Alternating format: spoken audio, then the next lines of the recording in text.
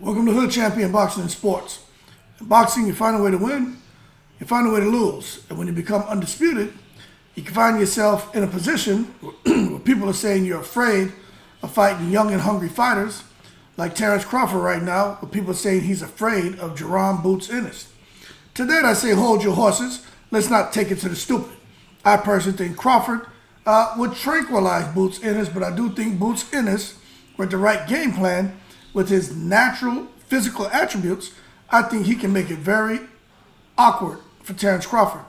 Because basically Crawford's fighting himself in that fight. Someone who's tall, long, strong, and can fight from both orthodox to southpaw stance. The main, I think, discernment between Crawford and Boots will be that Crawford has the experience and he's more disciplined. He's not going to get in the ring and be flashy. But I'm going to tell you right now, Terence Crawford is in a position, just like you've seen other fighters who've come along and have been around the fight game for a long time, being dominating at a very high level. Well, now those young up-and-comers want to fight him, but these old heads are like, no, I'm not going to fight him. You still have to build up your profile. And Floyd Mayweather went through the same thing. To this day, people still talk about Floyd Mayweather and want to call him a duck, call him a chicken, say he was afraid to fight Thurman. He was afraid to fight Spence. He was afraid to fight Crawford. And to that, I got to say, hold your horses. Let's not take it to the stupid. Yeah, he could have probably gotten there with Thurman, but those other guys were just kind of up and coming, man. You know what I'm saying? It made no sense for Floyd Mayweather to fight one of those guys for little to no reward. They were even trying to pressure Floyd Mayweather to go fight Golovkin. Floyd didn't have to do that. You want the man to go out there and put himself in a situation to where he's extremely handicapped on fighting Golovkin, which I think Floyd would have beat Golovkin. But that Golovkin was a different type of monster because Floyd would have had to move and box, which he could have done. But at the same time, that Golovkin back when Floyd was fighting, especially when Floyd getting ready to retire, that guy was a monster. Nobody wanted to fight Golovkin. The one fight Floyd didn't take where I'll say I think there's a little truth. I don't think Floyd was scared of Amir Khan, but I think Floyd knew stylistically Amir Khan's a bad matchup for him, especially Floyd at the end of his career. Amir Khan had those fast feet, great footwork, super fast hands, and Amir Khan wasn't going to stand there and necessarily go toe-to-toe with Floyd, which he would if he had to, but Khan wouldn't have to worry about necessarily a one-punch knockout against Floyd like he would, with like the Canelos and other really heavy-hitting fighters, which Floyd had popped too. But I just think Floyd really knew fighting Amir Khan could have got a little difficult in that ring. Because Floyd should have fought in the UK. He should have. He never did. He could have fought Amir Khan in the UK. You know how much money UK fighters bring to the table, especially Amir Khan and the position he was in his career where he and Floyd were going back and forth on making that fight. Floyd could have easily went over there to the UK, which to his own testament has admitted that he wanted to go to the UK and fight. He regrets never fighting in the UK. Although he had the exhibition over there. It's not the same thing as like if he would have fought a Ricky Hatton in the UK, if he would have fought Amir Khan in the UK, or a UK fighter who was in their prime like Floyd was, that would have been extremely massive over there. However, he didn't. But for Terence Crawford now, he's in the same situation. Look, man, Crawford's 36. He doesn't have much longer left in the sport of boxing. He's trying to make the biggest fights possible. But people are going to say he's scared because now it's like, okay, matter of fact, I'll tell you what the problem Crawford's running into right now. I'm pulling something up, right? I'm going to tell you what it's the same thing what Mayweather went through. And now Crawford's walking into all kind of problems right now.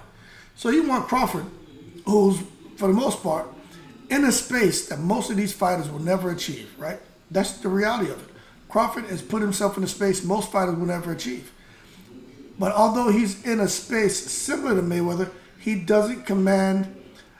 can't go and command things the way Mayweather was able to, as far as fight purses, as far as the opponents he wants to fight, as far as being able to go anywhere around the world and fight and make huge money. He's just not there.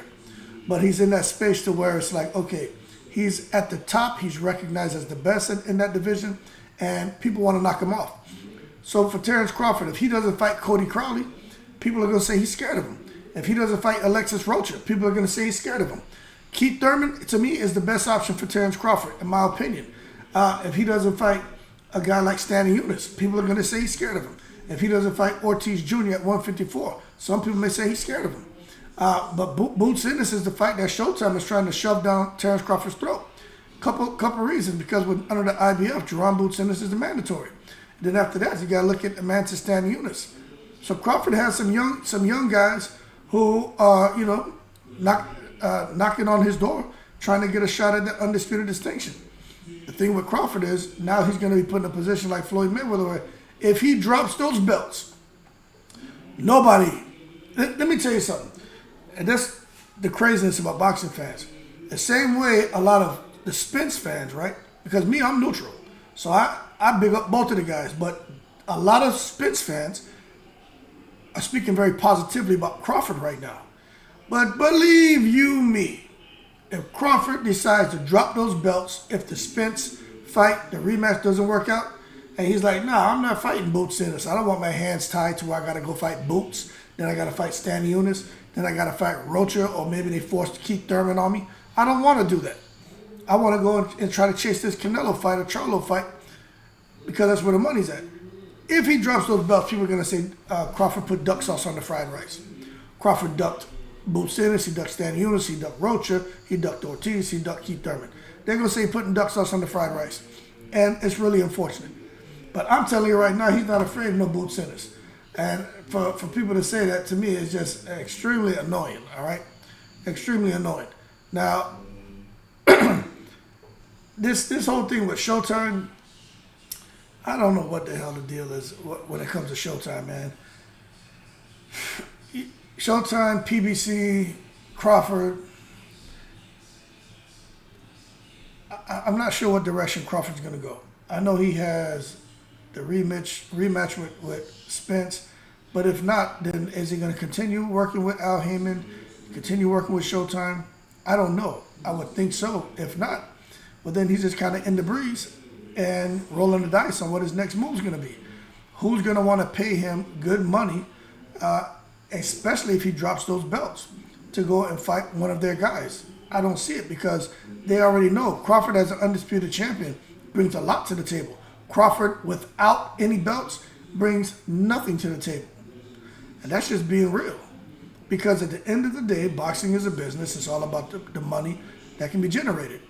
If Crawford doesn't have those belts, there's no undisputed distinction. It's just Crawford's name up on the billboard. What does a fighter have to gain by getting in the ring with Terence Crawford in a fight they know they're probably going to lose? Or they know it's going to be damn near kill Crawford to beat him. What's the fighter going to gain? What's the motivation for them to get into the ring? What's the motivation to get the promoter to say, yeah, no, we'll make that fight. We'll give him the $20-25 million that he's going to be looking for. We'll do that, when they know the concern is going to be that Crawford can't fill a stadium. You understand? So for Terence Crawford, man, he's just in a position where I think he's got to keep those belts, and his hands are going to be tied, because he's not going to get the fights he wants, because he got to fight mandatories. Now, the thing is this, right? Some boxing fans believe that Crawford's afraid of fighting these young guys, man. And it's because these young guys don't have to weight drain themselves, 20, 30, 40, 50 pounds. And I just think that narrative, it needs to stop being pushed. Because not every fighter that Terence Crawford's going to face is going to have to cut down that significant amount of weight. Going into the rematch with Errol Spence, Errol isn't going to have to cut that amount of weight. Crawford has dominated all opponents that he's faced.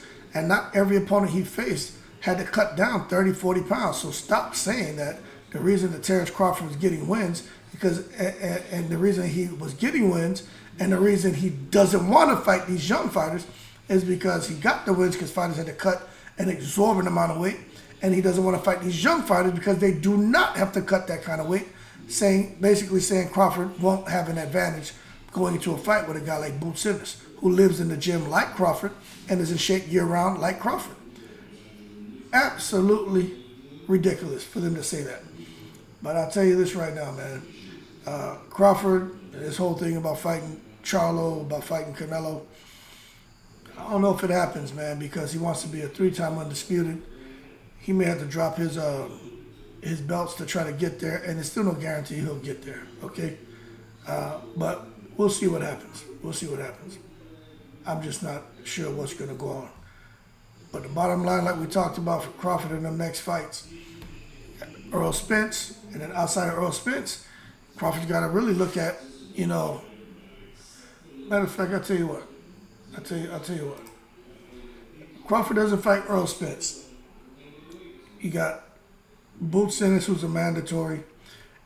And then even for him to go up, right, because he can bubble up. You talk about the WBO, right? You got Jermell Charlo and Tim Tszyu. Crawford could go up and fight one of those guys. Then you got Brian Mendoza at the WBC. That's an interim. But really, it's Jermell Charlo, Tim Tszyu at 154. Maybe he can get the Tim Tszyu fight before Jermell Charlo, more than likely. Then down there in his weight division, look, he's got to be a Boots Ennis, Stanley Eunice, Keith Thurman, or Rocha. Those are really his choices, man. Like, we're talking realistically. But if Jermell Charlo can pull off the upset, maybe they can make something work out. We know how the secret society plays. They're all about wherever they can make the most money, that's the direction they're going to move. So we'll see if the ship sails that direction. That being said, for Terence Crawford, let me tell y'all something. He's not afraid of Boots Ennis, but with Crawford, what he wants to do is fight the biggest fights to make the most amount of money. I just don't think he's going to have that luxury, because he's not Floyd Mayweather. He doesn't have a profile. He doesn't have the brand, although it's growing. That win over Earl Spence has done amazing things for Terence Crawford, but it didn't make him Mayweather, and it will never make him Mayweather, okay? There's no fighter out here, and let me be careful before I say this. When I just look at the landscape of 147, let me tell y'all something. And 154. There's no fighter out here that is coming anywhere close to Mayweather. The only fighter who looks to be somewhat traveling that path, and I'm just talking about profile, brand, and marketability, is Gervonta Davis. That's the only one. And even Gervonta didn't accomplish the kind of stuff Floyd accomplished at the point Gervonta is in his career, where Floyd was in that same position. Floyd, stop comparing people to Floyd. Like, just stop. And I'm not even a Floyd fan. I'm a boxing fan. But what Floyd did is just something that people need to stop trying to look at these other fighters and say, yeah, this is going to be the next one. You know who had the best chance to reach Floyd's status and outdo Floyd? You know who had that chance and blew it? Who? You're absolutely right, Adrian Broner. But he dropped the ball. Talk about dropping the ball. I mean, horrible choices that Adrian Broner made in and outside the ring. Horrible. Inside the ring, chose not to let his hands go. Outside the ring, put his hands on a little bit of everything. All the wrong things that didn't do anything positive for him, health-wise, mental health, physically, spiritually, everything. And also for his career. So, that being said, Terence Crawford, is he afraid of Jaron Boots Ennis? No. What he wants to do is go make the biggest fights, get the most money possible. But unfortunately for him, without those belts, he won't get those big fights, because what does he bring to the table?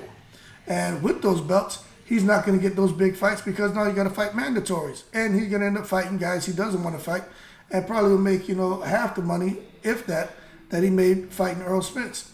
So we'll see what happens with Terence Crawford and what's next. But stop saying he's afraid of Jaron Boots Ennis. He's not afraid of Jaron Boots Ennis. That being said, y'all keep cool. Shout out to the veterans, all 7 continents. I'm in the breeze.